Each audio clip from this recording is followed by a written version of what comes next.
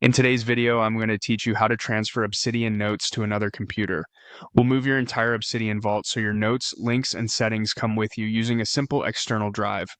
Quick note, in Obsidian, a vault is simply a normal folder on your computer that contains your markdown notes, attachments, and a hidden .obsidian folder with your preferences.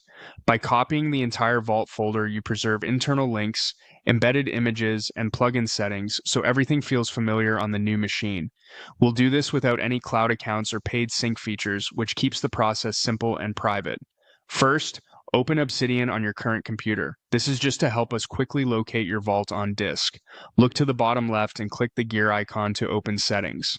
In the sidebar, choose Community Plugins. You'll see a small folder icon next to that section. Click it. This opens your system's file explorer directly inside the vault's configuration area. In the window that appears, go up one folder level until you see the top level vault folder containing your notes. You'll recognize it by your note files and the Obsidian folder. Select that vault folder and copy it to a flash drive or external hard drive. Wait for the copy to finish before you unplug anything. Larger vaults with attachments can take a bit of time.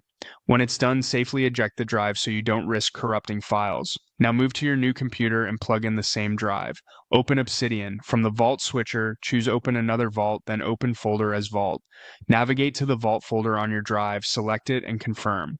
Obsidian will load the vault just like it was on your old machine, including your folder structure and markdown files. That's the core process. A couple of helpful pointers as you wrap up. If you prefer, you can copy the vault folder from the external drive onto the new computer first, for faster access day to day, then open that local copy as your vault. If you use community plugins before, your configuration files come along with the vault, but on a fresh install, Obsidian may keep community plugins disabled for safety. You can turn them back on later in settings if you need to.